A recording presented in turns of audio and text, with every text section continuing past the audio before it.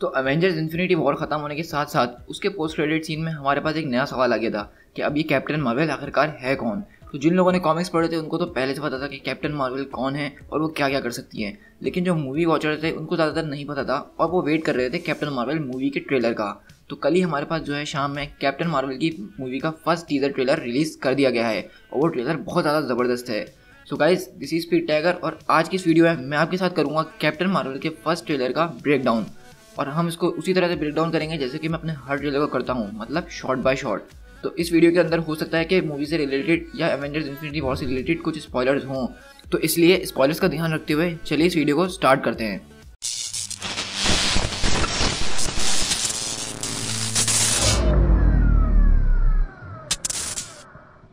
तो trailer start ही होता है एक जोरदार धमाके के साथ, जहाँ हम देखते हैं कि स्पेस एक शिप आ रहा है और उसमें से कोई गिरता है और वो कोई मतलब कि कैप्टन मार्वल आके एक दुकान पे गिरती हैं जिसका नाम है ब्लॉकबस्टर वीडियो। और अगर आपको पता हो कि 90s के टाइम पे ये मूवी सेट करी गई है, तो 90s के टाइम में ये एक बहुत बड़ी और फेमस शॉप हुआ करती थी अमेरिका के अंदर। और अगर हम इस शिप की बात करें जिससे कैप्टन मार्वल गिरी हैं या फिर उसने हिट करा है तो ये गिरी हैं, तो ये शिप हमें ट्रेलर में और बहुत सारी जगह दिखने वाली है। तो हम अभी देखते हैं आगे कि आगे आगे होता क्या है और उसके बाद फिर मैं आपको समझाने की कोशिश करूँगा इसकी स्टोरी और इस ट्रेलर के अंदर असल में हो क्या रहा है। और अगर आप एक मिनट के लिए ट्रेलर को रोक के देखें और आपको थोड़ी सी वो फीलिंग आएगी जैसे कि हमने टर्मिनेटर 2 के अंदर देखा था, जहाँ पे हम देखते हैं कि जो अपना जॉन कॉनर होता है वो आगे गिरता है स्पेस से फर्स्ट टाइम एक दुकान के अंदर, तो वो भी बिल्कुल इसी तरह से इधर उधर देख रहा होता है। और यहाँ पे भी इन्होंने वही वाली वाइब्स दी हैं बिल्कुल, क्योंकि ये मूवी भी इन्होंने 90s के अंदर सेट करी हैं, तो इसलिए ये 90s के मूवीज़ और टीवी शोज़ वगैरह के ईस्टर एग्स और रेफरेंसेस वगैरह इस मूवी के अंदर भर भर कर होने वाले हैं। और उसके बाद हम देख रहे हैं कि कैरल डानवेस यानी कि कैप्टन मार्वल जो है एक सबवे के अंदर घूम रही हैं,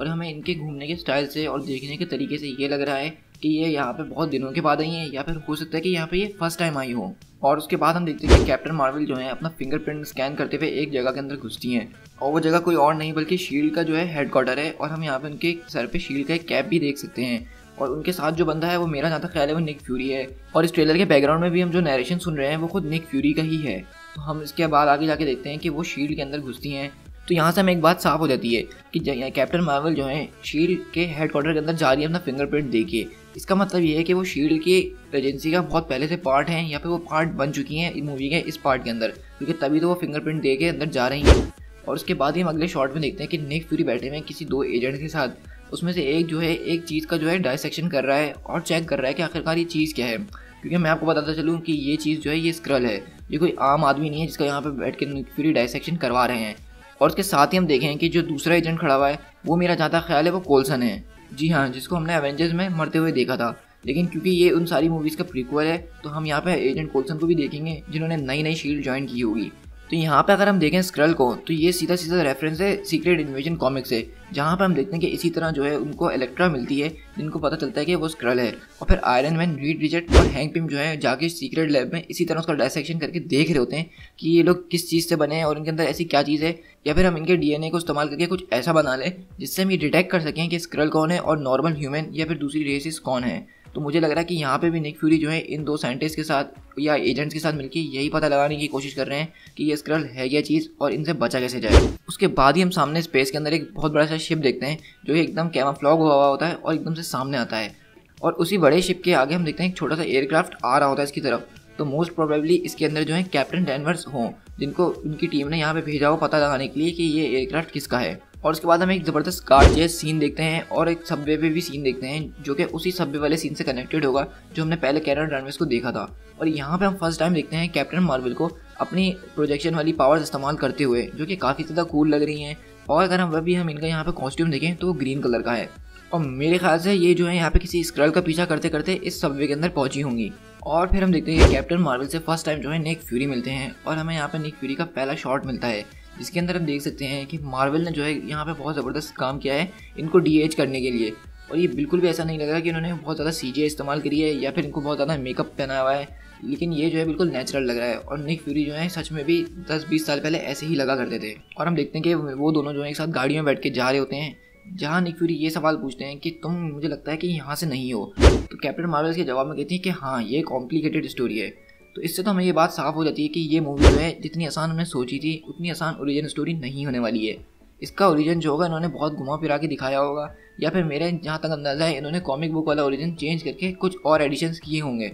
उसके बाद हम कैप्टन मार्वल को एक प्लेनेट पे देखते हैं जो कि क्री का होम वर्ल्ड हाला है, जो कि हम मार्वल सिनेमैटिक यूनिवर्स में फर्स्ट टाइम देखने वाले हैं। और उसके बाद कैप्टन मार्वल साथ में ये भी बता रही होती हैं कि मैं यहाँ से तो हूँ नहीं, लेकिन मेरे दिमाग में कुछ ऐसे फ्लैशेस हैं और कुछ ऐसी मेमोरीज हैं जो मेरे सामने आती रहती हैं। तो हम उनकी जब मेमोरीज पर नज़र डालते हैं तो हमें पता चलता है कि वो एक एयरफोर्स पायलट भी थी, और हम उनके साथ ही देखते हैं कि उनकी एक फ्रेंड मारिया रैम्बो भी इनके दोस्त होती हैं, जो कि इसी एयरफोर्स की टीम में उनका हिस्सा होती हैं। तो यहाँ पे मज़ेदार बात यह है कि मारिया रैम्बो की जो है आगे जाके एक बेटी होती है कॉमिक्स के अंदर, जिसका नाम मोनिका रैम्बो होता है, और उसके पास भी कैप्टन मार्वल जैसी पावर्स आ जाती हैं। तो हो सकता है इन द फ्यूचर के फेज़ 4 या फेज़ 5 के अंदर हमें वो नज़र आए कैप्टन मार्वल की पावर्स के साथ, क्योंकि अब हमें उसकी यहाँ पे मदर तो दिख गई हैं। फिर हम कैप्टन मार्वल को देखते हैं कि वो अपने सारी बचपन की मेमोरीज देख रही होती हैं और वो किस तरह गिर रही होती हैं हर टाइम में इसी तरह। लेकिन हम देखते हैं कि एक जगह जब वो गिरी हुई होती हैं तो उनके हाथ में से कुछ पावर्स वगैरह ग्लो कर रही होती हैं। तो मोस्ट प्रोबेबली ये वही टाइम होगा जब कैप्टन मार्वल को फर्स्ट टाइम उनकी पावर्स मिल रही होंगी। लेकिन इसके बाद जो एक शॉट आता है एकदम हिला के रख देता है, जहाँ पे हम देखते हैं कि कैप्टन मार्वल को किसी ने पकड़ा हुआ है और उनके दिमाग के ऊपर कुछ ऑपरेशन वगैरह या फिर कुछ हो रहा है। तो यहाँ पे जो हो रहा है वो मैं आपको ट्रेलर के एंड में बताऊंगा, क्योंकि मेरी छोटी सी थ्योरी है कि हो सकता है कि यहाँ पे ये हो रहा हो। लेकिन पहले हम पूरा ट्रेलर देख लें ताकि आपको समझ में आए कि ये मैं क्यों कह रहा हूँ। उसके बाद हम कैप्टन मार्वल की फोर्स को देखते हैं, यानी कि स्टार फोर्स को, जो कि क्री होमवर्ल्ड हाला पे ही है और एक शिप में बैठ रही है। और देखा जाए तो कि ये वही शिप है जो कि हमने पूरे ट्रेलर के अंदर इसको बार बार देखा है। और फिर हमें फर्स्ट लॉ मिलता है जूड लॉ के कैरेक्टर का, क्योंकि अभी हमें नहीं पता है, ना मार्वल ने कंफर्म किया है कि जूड लॉ कौन सा कैरेक्टर प्ले करने वाले हैं। लेकिन हम सारे फैंस और सब लोग यही सोच रहे हैं कि ये कैप्टन मार्वल का रोल प्ले कर रहे हैं, जो कि ओरिजिनल कैप्टन मार्वल थे, जिससे कैरल डार्मियस वाली कैप्टन मार्वल को पावर्स मिलती हैं। तो हमें तो ऐसा लग रहा है कि ये कैप्टन मार्वल का रोल प्ले कर रहे हैं। लेकिन इनको ट्रेलर में कहीं पे भी कुछ करते हुए नहीं दिखाया, ना ही इनको किसी अच्छे कॉस्ट्यूम के अंदर दिखाया, ना ही इतना ज़्यादा एक्शन में दिखाया। तो मेरा अंदाज़ा इस तरह से जा रहा है कि इस मूवी के विलन यही होने वाले हैं। हो सकता है कि आपको सुन के थोड़ी हैरानी हो, लेकिन मार्वल का आपको पता है कि वो कुछ भी कर सकता है, क्योंकि अभी तक इनके कैरेक्टर की कोई कंफर्मेशन नहीं है ये। तो इसकी एक ही वजह हो सकती है कि ये सीक्रेटली कोई विलन का रोल प्ले कर रहे हो। और उसके बाद हमें एक छोटा सा शॉट मिलता है जहाँ पे हम स्क्रल्स को देख सकते हैं, और ये वही टाइम होगा जब स्क्रल्स पहली बार ज़मीन पर आए होंगे। और उसके बाद एक अजीब सा शॉट मिलता है जो कि पहले देखने में तो मुझे बहुत अजीब सा लगा, कि कैप्टन मार्वल जो है एक इतनी बूढ़ी लेडी को एक ट्रेन के अंदर बहुत ज़ोर से पंच मारती है, वो भी मुंह के ऊपर। तो मैं देख के तो हिल गया, लेकिन फिर मैंने गौर करा कि जैसे ही उन्होंने उसको पंच मारा तो उसकी स्क्रीन ग्रीन हो गई। तो मतलब ये है कि वो कोई और नहीं बल्कि एक स्क्रल थी।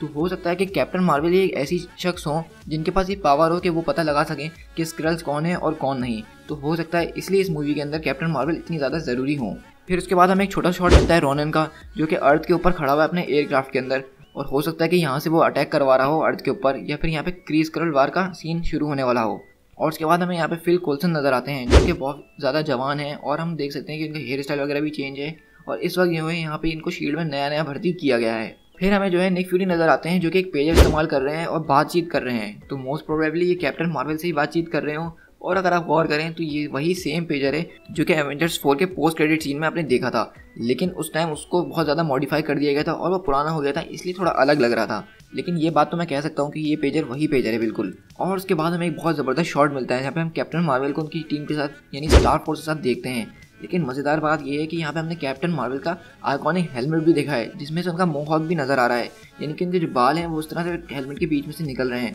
तो ये देखना काफ़ी ज़्यादा कूल है, क्योंकि मैंने एक्सपेक्ट नहीं करा था कि इस मूवी के अंदर ये लोग इसका हेलमेट भी दिखाएंगे और ये मोहॉक वाला सीन भी दिखाएंगे। लेकिन मैं तो इस बात का फ़ैन हो गया हूँ ये हेलमेट का। और उसके बाद एक बहुत ज़बरदस्त शॉट मिलता है, और ये मोस्ट प्रोबेबली अर्थ ही है जहाँ पे इनका इनकाउंटर हुआ है किसी क्री के सोल्जर से, या